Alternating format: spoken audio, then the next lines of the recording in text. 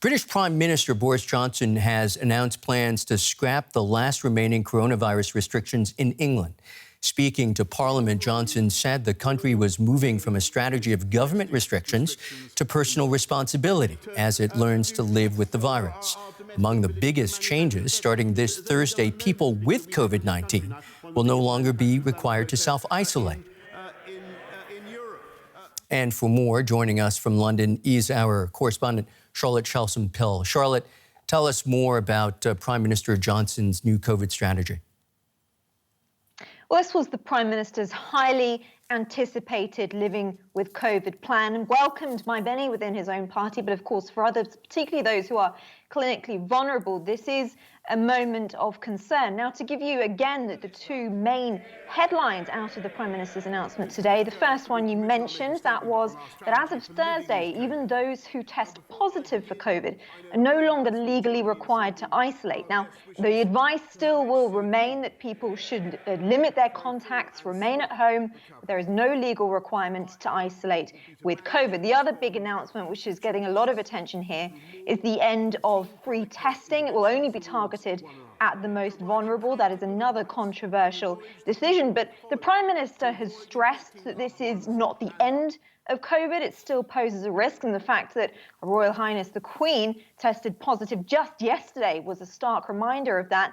But he did stress that now was the time to lift those final legal restrictions. He pointed to the high level of vaccination in the country. He said some 71% of adults in England have now been boosted. He pointed to the treatments we now have, the scientific knowledge, and he said the data that is emerging on case numbers and crucially hospitalizations as well.